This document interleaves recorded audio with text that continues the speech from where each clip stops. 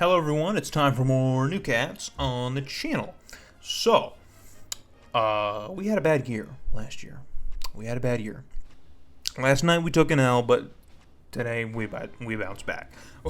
Coming off a 5-7 campaign in the 2008 season, we failed to reach a bowl game after the winless Fighting Illini beat us in our rivalry, take back the Sweet Suacs, and hand us our first losing year since our first season as head coach for this Northwestern Wildcats team. So, because of our lowered prestige, we struggle with recruiting again. We don't land any blue chips, and at this point, I think when I'm playing, I'm like, dude, I'm going to lose my job. They're going to fire me. They're for sure going to fire me. I've lost it. I've lost the touch. We had 2 pretty solid years there where things were looking good, but now we're on the downturn. The turnover through just graduation has really made it difficult for us to stay consistently good, but that's what recruiting is for, and we're not doing good with that either. So, looking ahead into 2009, we've had top 25 recruiting classes for 3 straight seasons, but last year we dropped to 38, and this year we're dropping even past 38. So we are moving in the 40s now. Where are the Wildcats? I'm looking for them. I don't see them. Are we in the 50s? Oh, man. We are just behind Purdue and in between. We're sandwiched between Purdue and Minnesota. Just behind Purdue, just ahead of Minnesota. So that is not good company to be in. I guess Purdue it is, because Purdue's normally pretty good in this, like they've given us a ton of problems. So with, but being between Minnesota, we always beat Minnesota. You know what I mean? So, what does that mean for us? What? I don't know what to think of that. We always beat Minnesota. We're just 1 class ahead of them. We always lose to Purdue, and we're just 1 class behind them. So, it's conflicting. Looking across the roster, though, it seems like a lot of maybe some of the better recruits we got in, year 3 or 4 are starting to really reach their full potential as they head into their junior and senior years. So, maybe we get a little bit of something here from this season. We really need something, dude. After last year, sitting at 3-star prestige now, I somehow miraculously got an extension after we failed to meet both requirements of the job. We really need something. So Clark Huff heading into his senior year, he hasn't played well for us, but he's hitting an 89 overall. Matthew Bond, who didn't have a great year for us last year either, is our starting running back moving into his senior year. Daryl Stanton, our fullback, and of course, Raheem Horn is going to get receiver 1 opportunities here. After both of our top 2 receivers didn't have a great year last year. So the old line turnover is kind of tricky here because we didn't have that bad of a line last year, but it could have been a little bit better. So again, though, on the defensive side, we're going to have to move some stuff around to get the best possible outcomes as we do every year because, that's how the game works. You get some guys who just hey, I'm slated as a right end, but I can freaking kill him on the left side, at least better than that guy over there could. So we're going to stick with him. As the linebacker situation continues to get a little bit better, but we can't sit around and be pedestrian for too long because if we don't start really recruiting our butts off, this is just going to get worse before it gets any better. So the roster is looking somewhat solid. We're looking a little bit better heading into this year, and I think it's just because of the guys that we already have on the team.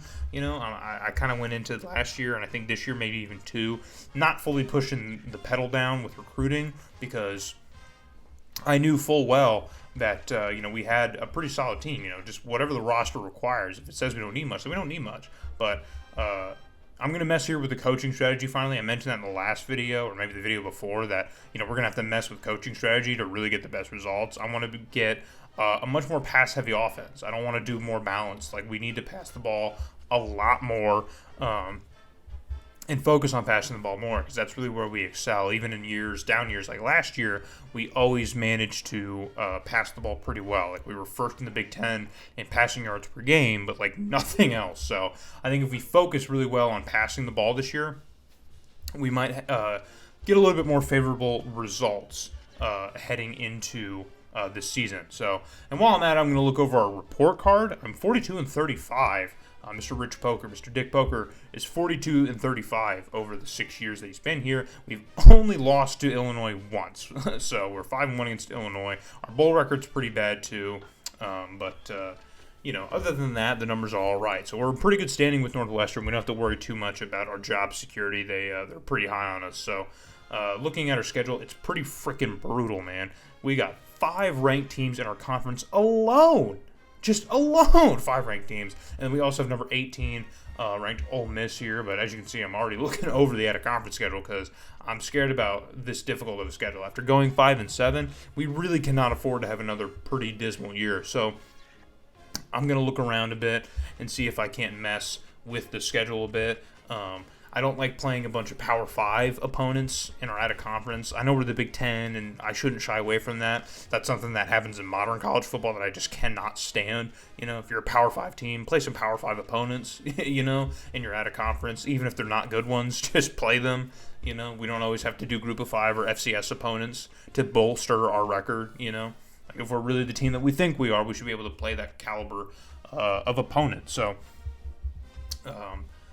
I'm really putting a lot of eggs in the basket, though, and of trying to be good. So I'm going to make a cowardly move. And we're going to play Illinois State. We're going to play the in-state FCS rival. I don't care. I know what I just said. I don't care. We're going to play them. We need to win, guys. We need it, okay? We were 5-7. I got to keep my job here, all right? My kids need food. My wife is going to leave me if we don't have a good season. So let's simulate and see exactly how well we do through this season. Imagine if we lose to Illinois State. What if we... Okay, thank God. 41-0 against Illinois State. We managed to win and grab our first win of the year. That's not going to impress anybody, though. We're going to need to do something else. And we don't do anything else as we lose to UCF. So already off to a bad start. 1-1 to start the year. Follow that up with another loss to Ole Miss, who's already not ranked, but they're still good enough to beat us. So we are 1-2 with our 1 win coming to an FCS opponent. Now you see why we did it. You see why we did it now, don't you? Now you see it, okay? We get off to a terrible start of the season in out-of-conference play. We really desperately need a win against Arkansas State, who's not very good. They never are very good, and we don't get it. So we're 1-3 heading in to the Horseshoe to play Ohio State, number 2 ranked Ohio State, 4-0 Ohio State, and wow, big shock, we lose. So 1-4. In real life, I would have been fired after last year. In real life, I would have gotten fired after this game. For sure would have gotten fired.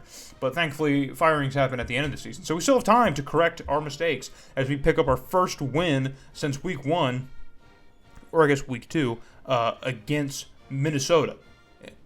We shut them out. They're having a bad year. Remember they were behind us in recruiting? They're having a bad year. We followed up with another victory over the Indiana Hoosiers. We just barely beat them to get back up to 3-4. So things are doing all right as we head into our bye week. But now we got the tough part of the schedule, boys. And already Wisconsin ruining our day, sending us to 3-5. Dude, what are we going to do? We can't go 5-7 again. We can't. I'm going to lose my job. We have number 8 Purdue on the schedule now. And, dude, things are they're not looking good. They're not looking good. Are the Boilermakers going to ruin our day even further? No. As we upset Purdue again, we just have their number. I don't know what it is. When they have natty hopes, we seem to crush them every year. But it's only in that circumstance. They beat us every other time. If they suck, they're going to beat us. But if they're great, you best believe we're going to beat them. And same thing with Penn State. Penn State's ranked. They're having a decent year, and we find a way to beat them to get back to 500. So we're 5-5 with a chance to maybe hit a bowl game if we win out. And we somehow beat Michigan, who's having a terrible year this year as well. That was a much more even game. It was a home game for us, so the elements were in our favor. And we beat the Michigan Wolverines to head to 6-5. And now it's looking like a bowl game is possible with our conference record being as good as it is. And we get our revenge on Illinois, just barely, mind you, 33-28, just barely. Get our revenge on Illinois, get the sweet Suacs back in our sweet little hands, and we cruise to 7-5 after a horrendous start to our season. We go 6-2 in the Big Ten. We only lose to Ohio State and Wisconsin because we always do. That's just what happens. We always do. But thankfully, we salvage our season somewhat, and this should at least be good enough to keep our jobs because the bowl bid, assuming we get one, should be enough to kind of get in the good graces of the school, I would like to think. I would love to believe. And it certainly is, as we have an opportunity to get revenge on Alabama. We get a New Year's Six bowl here. We're just playing on New Year's in the Capital One Bowl against the Alabama Crimson Tide. Thanks to our conference record, we get that bid, even though we have a pretty terrible overall record. We have an opportunity now to play against the Alabama Crimson Tide. So...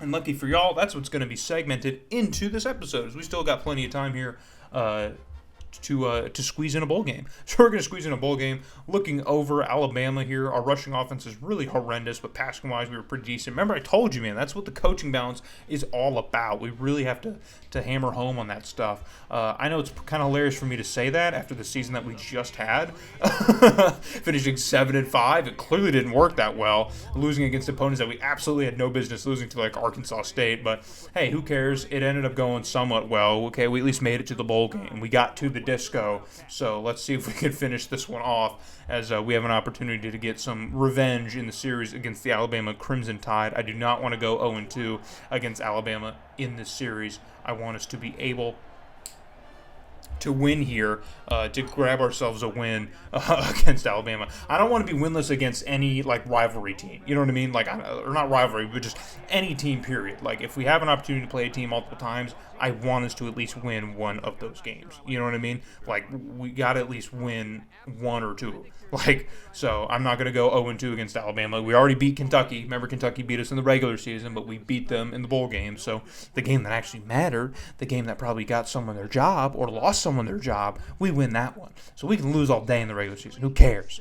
And hopefully this is the same situation with Alabama. We lost the first game of the season last year to them, and hopefully we can get our revenge in this bowl game. So let's hop into it now. Capital One Bowl. This is one of the biggest bowl games we have played. We're already in the second quarter here. Alabama's got an opportunity on offense now, filling it deep in their own territory. The quarterback's going to drop back, scan over his options, step up and make a big old throw, and that one is in a mess of coverage, and it's heading the other way. There's no one in front. He's got to miss a couple defenders, shakes one off, and he is going all the way to the end zone. A pick six to score our first bit of points here in this bowl game. So remember, we still have not scored a ton of points in our bowl history now.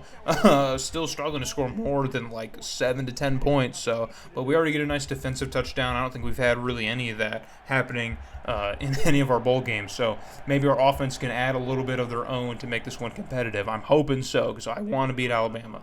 So cut forward in the third quarter. It's 3rd and goal. Our quarterback's going to drop back. He's looking over. Huff doesn't know where to go as he zips it over the middle, and that one cannot be completed. So we're going to bring out the kicking unit to try and knock this one through, and thankfully it's good. Our freshman All-American kicker, who missed 3 field goals in the Music City Bowl, redeems himself here and adds 3 points to our lead. So we're cruising to 10-0 here. Late in the third quarter, we have another opportunity from about midfield. Huff is going to drop back, and he's going to throw it on over to the left side, and he is wide open. I don't know if that's Horn or Peters, but he is wide open, and he gets in for another Northwestern touchdown, the first offensive touchdown of this Capital One Bowl. So Alabama's really struggling here to keep up the pace with this Wildcat offense. An offense that I wouldn't imagine is all that impressive, but it's doing more than enough against this Crimson Tide defense, and that is all that we are asking of it right now. So that is going to bring the end of the game as we tackle on another 10 points to absolutely destroy the Alabama Crimson Tide 27-0, and we clinch an 8-5 victory, and more importantly, we take home the Capital One Bowl trophy, baby! So, boom, after 4 or 5 straight losses at the beginning of the season, an amazing performance inside of the Big Ten in the second half of the season not just gets us a bowl bid, but we also do as good as we can with it as we absolutely shut down Alabama's offense. They had 2 first downs in the whole day, man, just like embarrassingly bad for them.